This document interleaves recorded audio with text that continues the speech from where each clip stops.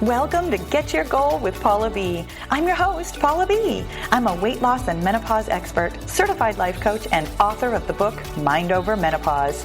On this podcast, we dive deep into the mindset tools and proven Get Your Goal formula that will help you lose weight for the last time. Are you ready to get your goal? Me too. Let's go.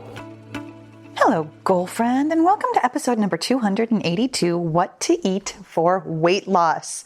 My friend, okay, I have a couple of things to tell you before we even get started on this episode. Number one, I want to tell you this is your last chance. Wow, I really should have looked at my calendar before hitting the record button, but I think this is the last time I'm going to be able to tell you about Weight Loss University before we start Weight Loss University in the Get Your Goal group. That would all just sounded like a big question. Here, let me announce this as a thing that I am stating in a declarative sentence.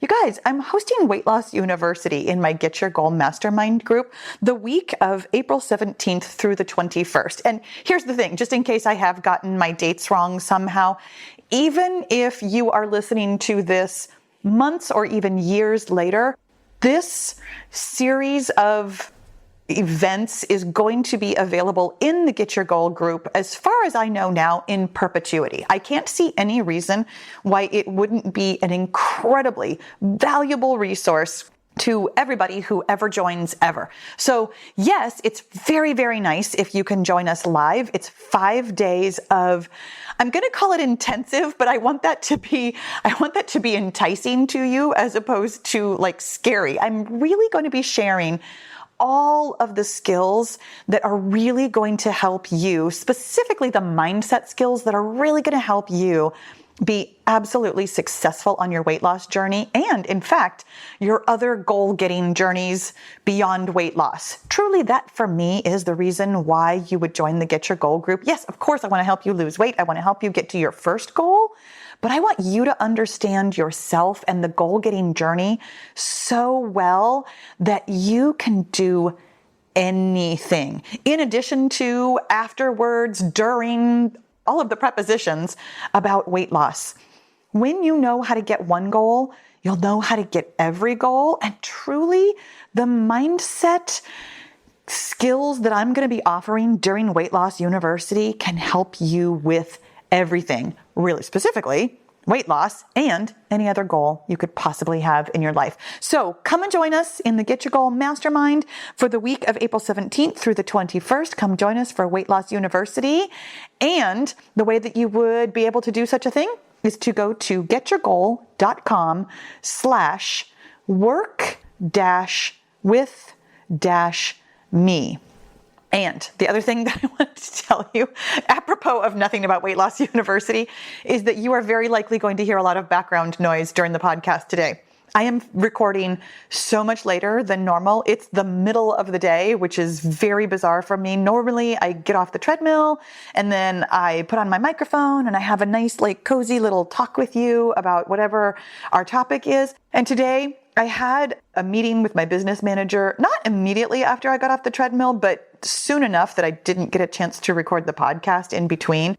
And I kept kind of putting it off, and then had a little pocket of time in my day, right here in the middle of my day, where I was like, oh, I can record the podcast. This is so awesome. But it is so loud around my house. Like, first of all, Blossom is walking around with her clickety-clackety nails on the hardwood floor, and it is rainy and windy. Things are blowing in my yard. There's a good chance that, it's the middle of the day. I could get a phone call, or, my mom could text me, which she literally just did right before I turned on the microphone. So my apologies if external noise is bothersome to you, and here's your warning. There might be some external noise today. So you guys, oh my gosh, let's talk about what to eat for weight loss. If there is a question that I get asked more than any other, it's not this one, but this is definitely one of them. I get asked a lot of questions. You know what? I should probably come up with some like top 5 or top 10 most frequently asked questions. Oh my gosh, I should totally do that. This is me making a mental note to myself while podcasting with you that I'm going to have some FAQs, sort of a podcast for you so that you have a resource for all of the things that I get asked the most often. But this is one of them. In fact, this one is very frequently not asked as a question, but much more as a I'm going to call it a demand, but I mean that nicely. People tell me all the time, Paula, I wish you would just tell me what to eat. And I totally understand the sentiment of that. Like, I vividly remember when, like a long time ago when I was losing weight, when I really, really didn't know anything about it. This most recent time that I've lost weight, which was several years ago now, but the most recent time that I lost weight, I do this for a living. I've been thinking about this. I have a lot of knowledge. Like, I think about weight loss more than the average person. And I know that's really saying something, because you are probably thinking to yourself, no, I think about weight loss a lot, but I think about weight loss differently. I think about weight loss as being an achievable goal that any woman can do, which is probably very different from how you think about it. And I really like to think about the science of, like, just our biology in general, like how weight loss works for all humans, but really specifically how it works for menopausal women. And then because I'm also a life coach, I love to think about the mindset work that really is the crux of it all. Truly, it is the thing that gets you where you want to go, is understanding how your body will not go anywhere your brain doesn't go first. And therefore, thinking about where your brain can go is the thing that gets your body there. And because of that, that's one of the reasons why I don't tell you what to eat, but also, the legal reason why I don't tell you what to eat is because I'm not a registered dietitian. I don't know if you know this. I feel like I mention it every now and again. In California specifically, and it might even be in the United States, I don't know that for sure. I remember when I was getting my personal training certification that one of the things that they really went through with us was, here's how nutrition works, but also you can't tell people what to eat, because it's not your job, and that is regulated. That must be national. That is regulated through the federal government. The only person who can give you a meal plan is a registered dietitian. And I find this very interesting because I know, and again, this was years ago, but I know that when I went to my first personal trainer, okay, now I'm going to admit how long ago it was, so maybe the law was different then. But I know for a fact that she handed me a diet on my very first day, and I looked at it and I was just like, well, I won't eat any of these foods because I'm so picky.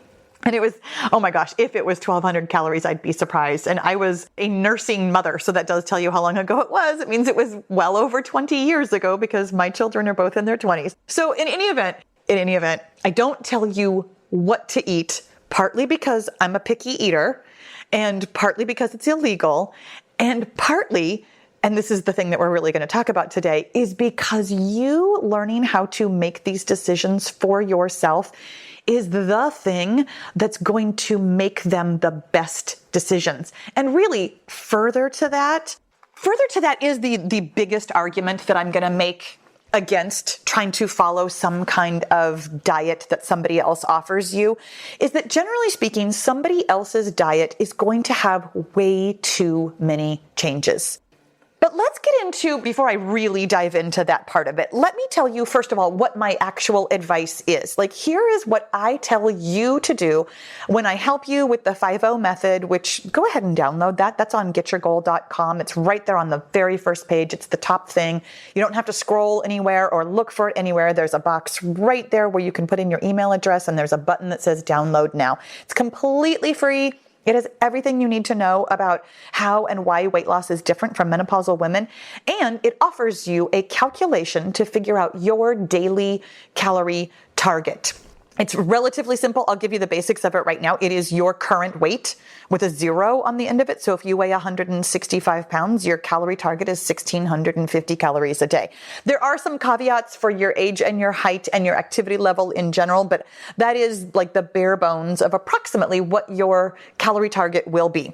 And then to answer the question of, okay, but how do I meet that calorie target? I offer you this advice. Eat the foods you already know and love in portion sizes that fit your daily calorie target. Now, here's the thing about this. I get a lot of pushback on this advice. I've been giving this advice for years, and the two main arguments that I hear against it, they're similar, but they're different, and there are lots of variations on this theme. But this is the general vibe of the arguments against my advice. is that you can't just eat anything you want. You have to eat healthy to be healthy. And if I'm saying a calorie is a calorie, that's incorrect and outdated advice. And I want you to know that I actually agree with both of these arguments. It's really funny to me when people say these things to me as an argument against what I've just said. And I'm like, yeah, I actually agree with both of those because neither one of those things is what I'm telling you to do. So let's really dive in today without me offering you an actual diet plan about what exact foods you can eat, but helping you make fantastic decisions for yourself with foods you already know and love in portion sizes that fit your calorie target. And then here's the part that I think is going to make all of my advice make more sense is this: while paying attention to what feels good to you. The reason I don't offer that part of the advice up front, first of all, is it's a little bit wordy. And second of all, I truly believe that I'm going to call it making mistakes. I don't actually believe that there's any such thing as a mistake. I don't think there's any way you can fail. I don't think that if you are getting started and feeling confused and not sure what to do, I don't think anything about that part of your journey is bad for you. I, honest to goodness, believe that a little bit of struggle in the right amount, kind of like my advice about food, but in the right amount, really, truly is the impetus to get you where you're going, because it puts you in a position where you're paying attention for yourself. I think sometimes, and this is getting a little bit off to the left here, but I'm gonna just offer you this. I think sometimes when I tell you to pay attention, as I have done quite a few times in recent podcasts, first of all, you might not hear it the way I mean it. I know what I hear it when somebody tells me to pay attention. I'm like, I am. And I know that maybe it sounds kind of, I'm going to say condescending. It might sound like I think you're not paying attention. I don't think that at all. I think that being in a position of a little bit of struggle helps you pay attention in a different way. And simply using the phrase pay attention doesn't always convey that. When you are paying attention from a feeling of like desperation or struggle, it is very different than paying attention from a place of, I'm definitely going to figure this out, and I just don't know what the answer is right now. And I want to offer you that the paying attention from that place of self-love and curiosity is the one that I always mean. It's the one that I'm always offering you.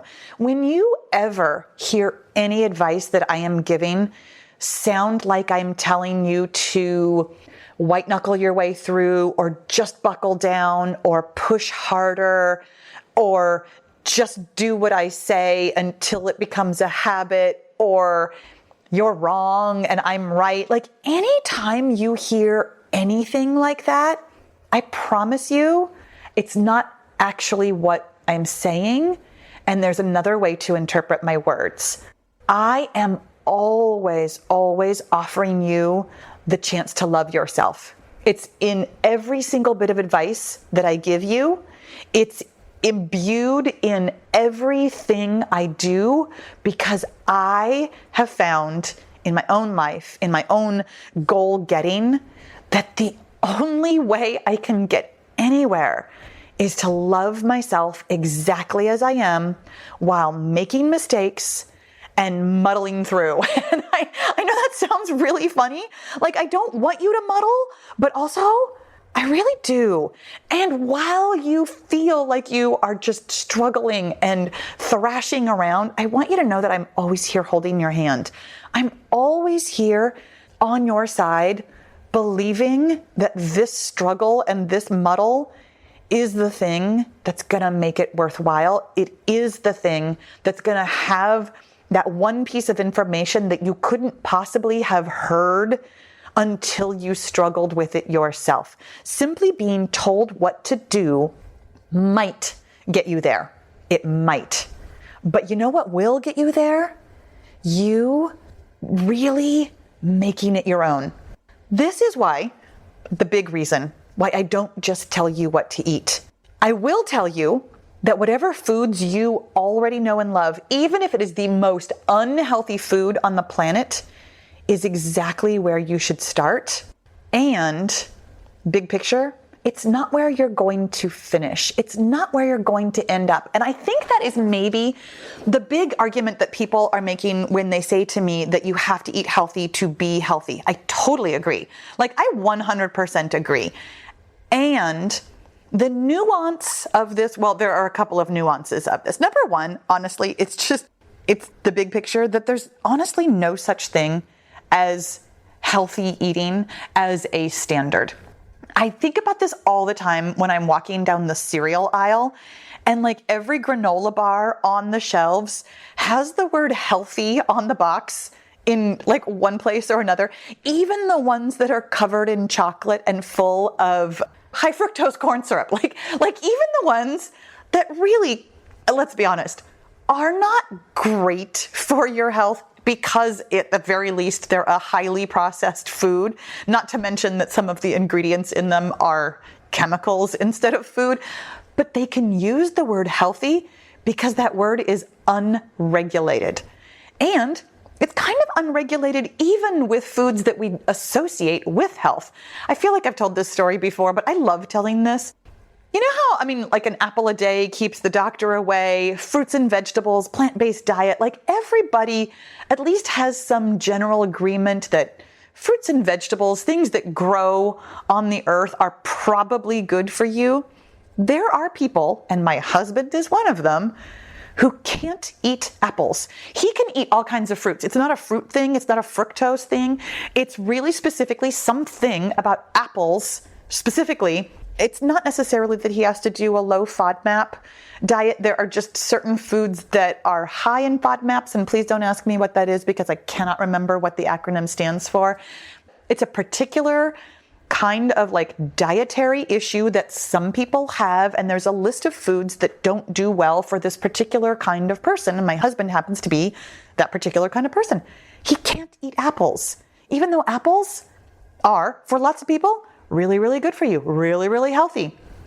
So when you think about this idea that you have to eat healthy, it already kind of puts you in a position where that's not even really an answer. That trying to eat healthy isn't a destination. However, it is a standard that you can, by paying attention and loving yourself and listening to your body, totally set for yourself. And it is a standard that I would love for you to be aiming towards. And we're going to get to that in just a little bit when I offer you a little bit more explanation about why my advice is a little bit more short-term than long-term and what my advice is for the long term. But let's continue on with this whole like healthy foods thing and why the advice to, eat healthy, or you have to eat healthy to be healthy, isn't really specific to weight loss. Here's the thing about healthy foods, they still have calories. I have met, in my line of work of doing this weight loss thing for over a dozen years now, I have met online and in person thousands, I don't think that's an exaggeration, thousands of women who tell me that they eat a really healthy diet and they still struggle with their weight. Now, have I verified that every single one of them is, eating mostly plant-based or all natural foods with no processing or whatever you want to consider healthy? No, I have not. I'm taking their word for it. I am listening to what they are saying, and people almost always offer me that they really eat healthy and they can't figure out why it's not working for weight loss. And here's why. Because you still have to eat within your calorie target, meaning not too far over, not too far under. You have a window, and it's pretty tight here in our 50s, of calories that are going to help you lose weight. Anything over that, and you won't lose weight. Anything under that, and you also won't lose weight. Undereating sparks a stress response in your body that can actually lead to fat storage instead of fat loss. That is a conversation for another day if you'd like to hear all about that. It's probably one of the things I'm going to be covering during Weight Loss University, truth be told. I don't remember for sure because I don't have my agenda in front of me, but it comes up a lot, so I wouldn't be surprised if we talk about that. And if not there, then I'm sure I'll talk about it some other time because it does come up a lot. The thing about losing weight, really specifically, is that it requires a very specific number of calories that puts your body in a weight loss mode over time. Your body needs a certain amount of energy, and going over that energy or under that energy isn't efficient for weight loss. So what I think, this is a total theory on my part. I don't have independent corroboration that this is what's always going on. But what I think is going on is that a lot of the women who are eating healthy are under eating their calories. It's a guess. I don't know that for sure, but I will tell you that of the thousands of women that I have helped lose weight, most of them are under eating. We have heard our entire lives that we should be eating 1,200 calories, or that we need to just eat less and move more, or that we need to slash our calories, or that we need to restrict our calories, or that we need to really be careful with our calories. And that is almost never the case. Most of us have gotten to this point in our lives and been cutting and cutting and cutting and cutting and cutting to the point where we are under eating. It is amazing to me on the daily that is a thing that can cause you to gain weight, but it is, and it does, and it could be your problem. So if you are eating healthy right now and you are thinking, but I have to eat healthy in order to lose weight, you can absolutely eat healthy, but you need to be eating the right amount of healthy food to lose weight. And here's the other thing that I think is the argument that people are making when they tell me that eating healthy is better for losing weight. Like you have to eat healthy to be healthy, and eating whatever foods you're eating isn't good for losing weight. I think that part of that argument is simply that the volume of food that you might be eating, if, for example, you're eating a lot of junk food, you're eating a lot of, let's call it calorie dense foods. A calorie dense food, by the way, just means that you get a lot of calories in a small portion, which of course is always going to be relative. Big portion, small portion, like that's all going to be relative to who you are and what you're used to eating. But let's say, for example, the difference between like a salad where you can eat, 4 cups of salad, which is a really big salad bowl with some dressing and, some other vegetables. That's going to be very few calories compared to the same size of the only thing that's coming to me right now. And I don't know why this is the example that I'm giving you, but here we go. An enchilada, the size of enchilada that you would be eating that would be the same size, like volume wise of a salad, would have easily, 5, 6, 7 times the amount of calories, possibly more, depending on what kind of enchilada it is, and how much cheese and all those kinds of things. So thinking about volume of food, I think sometimes the reason people want to argue in favor of healthy foods is that you get to eat more volume. But here's what I really want to clarify about that. When you are eating a calorie target, you're aiming for a number, like a number of calories. It's right there in the word calorie target, not a volume of food. And yes, there is definitely an area in which you could easily have automatic thoughts that eating a smaller portion of a calorie-dense food feels restrictive or not enough, or like you're cutting back, or like you're holding back, or like you're holding yourself back, or you're really being careful. Like there's lots of opportunity with a small portion of a calorie-dense food to really hear those automatic thoughts that feel very restrictive. But what I'm going to offer you just really quickly is that when your body has an amount of energy, meaning a number of calories that you have ingested, the amount of energy that you can extract from that is the same. Now, here's where we get into the argument that a calorie is not a calorie, and I totally agree with this one too. What I'm going to offer you is that a calorie is a calorie in the sense of your body can operate on, coming back to our example of the, 1,650 calories, your body can operate, meaning fulfill all of its functions, keep your heart and lungs going, keep your pancreas doing what your pancreas does, get you to work, get you to bed, all those kinds of things. On 1,650 calories of Twinkies, it can. But here is the argument of a calorie isn't a calorie, and you're absolutely right. A calorie of Twinkies feels different in your body. It still runs your body's processes, but it doesn't feel as good as, for example, hey, an apple calorie for everybody but my husband or somebody else that doesn't or does, either doesn't like apples or can't eat apples for whatever reason. Here's the thing.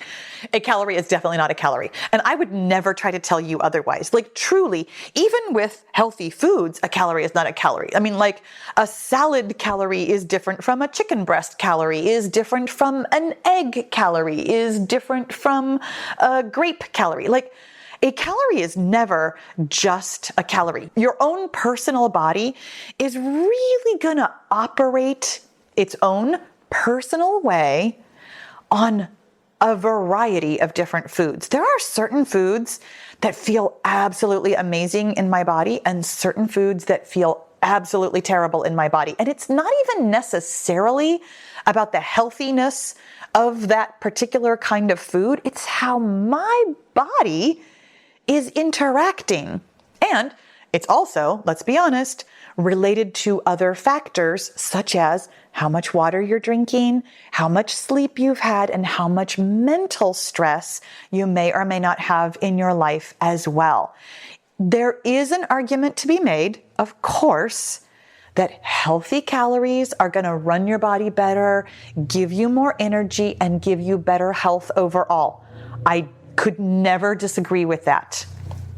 And this is part of the paying attention process that I offer you as, I'm going to call it the long game. The long-term goal that I have for you is that you lose weight successfully. You lose weight at a rate that feels, I'm going to say, more or less successful to you.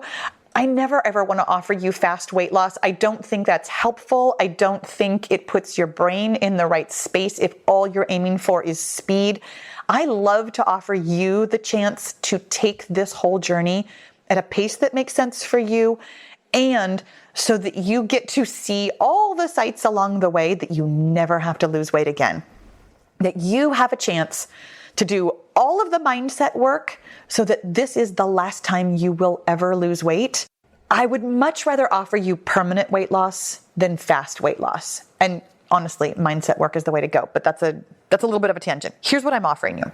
While you are losing weight and paying attention to your body with love and curiosity, you literally cannot help but notice which foods feel good and which foods don't. It's part of the 5-0 method to start paying attention to your body and how it feels. I mean, like emotionally, it's what we do literally every day with the journaling practice is we find our thoughts, we decide if they're helpful. And the way that we're deciding if they're helpful is by listening for the feeling, the emotion inside of our body, feeling the feeling of it.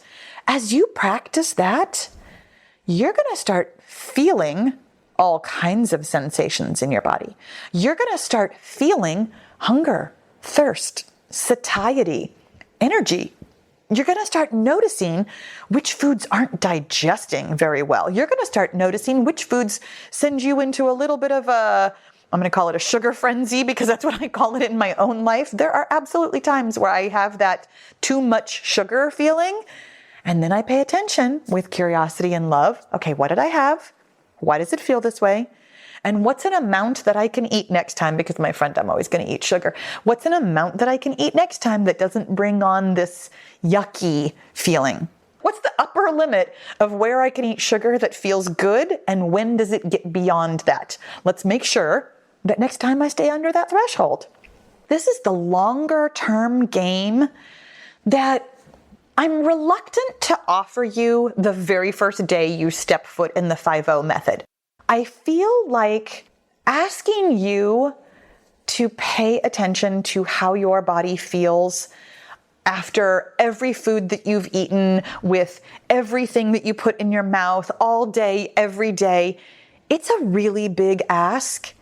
And offering it to you as a long-term solution in small doses here and there, starting with your emotional body, starting with recognizing when you feel happy, when you feel sad, when you feel stressed, when you feel frustrated.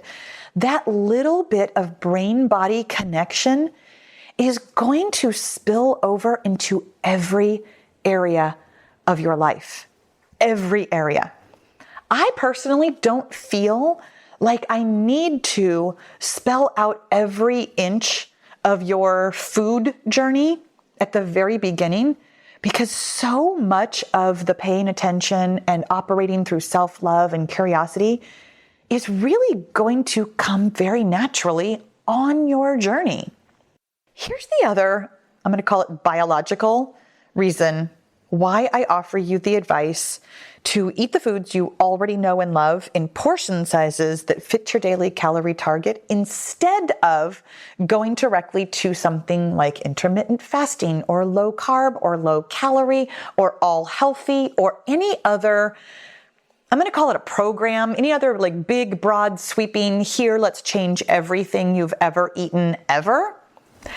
It's simply because your brain can't handle it. And I say that with so much love. It's not your brain. It's all of our brains. It's the human brain really struggles with making a lot of changes at once. And in fact, if you have ever broken any habit ever, you know how hard it is to make changes. Really specifically, changing your habits. I quit smoking, okay, how many years ago was that? It was 1994. Which was, oh my goodness, almost 30 years ago. So 29 years ago, I quit smoking. And I remember thinking that I was quitting one habit. And yet, when I really thought about it, I don't think by the time I quit, I was smoking an entire pack a day, but I was smoking, a fair few cigarettes. Let's just say 10, just for the sake of argument. Let's say that I was smoking a half a pack a day, which would be 10 cigarettes. So what I was actually doing was breaking 10 habits. I was breaking the habit of having a cigarette when I first woke up in the morning. I was breaking the habit of having a cigarette after a cup of coffee or with a cup of coffee. I was breaking the habit of having a cigarette when I got in my car. I was breaking the habit of having a cigarette after dinner. I was breaking the habit of having a cigarette when I was hanging out with my friends. I was breaking the habit of having a cigarette right before I went to bed. I was breaking the habit, this one cracks me up every time, of smoking a cigarette on my way home from the gym where I had just been on the treadmill for an hour. That memory still sticks with me. I remember the last time I did it where I was just like, I don't even know what I was just doing at the gym if all I'm doing is undoing it afterwards. It was one of the many reasons why the main reason why I quit smoking is because my boyfriend at the time, who is now my husband of nearly 30 years, was like, yeah, I'm not sure if I can date you if you're still smoking. And that was a really, really easy choice to make for me. But anyways, here's what I'm saying. When you think about changing breakfast, lunch, dinner, maybe how you drink coffee, your snacks, your grocery shopping, your meal planning, your cooking, your eating out, all of the different ways we interact with food, if you are trying to break every single one of those habits, No wonder it feels hard. No wonder you're existing on willpower. And then eventually, because willpower, it's a finite resource at best and doesn't feel good. Truly, it's a podcast for another day, but I never recommend willpower. I never recommend just muscling through something. There's a way to quit, and it's by trying to use willpower, truly. The thing about eating the foods you already love in portion sizes that make sense means that you are changing fewer habits. You can still go to the grocery store and go up and down the aisles just like you've always done. You can still cook the foods that you've always cooked or go out to the restaurants you've always gone out to. Yes, you are still changing how you interact with the foods in terms of you are possibly measuring or weighing or at least eyeballing. You are tracking. You are thinking about it, but there are fewer decisions to be made. And without getting too far into the weeds on decision fatigue and how that can affect you, I will give you the overall advice that the fewer decisions you can make, the easier it is to change any habits. So by offering you this advice to eat the foods that you already know and love in portion sizes that make sense, I'm not telling you that you are going to get to your goal weight still eating the exact same foods you're eating right now. Over time, your desires will change. Over time, when you recognize that certain foods just feel more energetic in your body, or that you do have that sense of restriction or holding yourself back that doesn't feel good emotionally, you will naturally and with intention make different choices. And making those choices one at a time in small ways for one meal here or there or everywhere, you won't get to that point of decision fatigue at noon on the first day you're trying out a new diet. In fact, it's my hope for you, my desire for you, my advice for you, that you spread out your decisions over the entirety of your weight loss journey and possibly beyond. I will tell you that when I lost weight a while ago, and this was honestly, it was before I was doing a lot of mindset work, and this is maybe not the best example, but it is the example that I think of all the time. I was able to lose the weight that I wanted to lose, which was a little over 30 pounds, by eating the foods that I was already eating, which is to say, at the time, oh my gosh, it was almost nonstop junk food, in about 9 months. It took me about 9 months to lose the 30 pounds. And then over the course of the next 2.5 years, I ended up changing almost everything I was eating. I ended up finding new dinners one at a time over the course of weeks instead of hours. I ended up experimenting with breakfasts that I liked better than others. I ended up moving around the sorts of things that I would eat for lunch that felt good and that I wanted to eat. I ended up, again, experimenting with snacks. I came to every decision, and again, this was long before mindset work. I came to every decision from a place of curiosity and love, and honest to goodness, always wondering, how much can I eat and still successfully lose weight?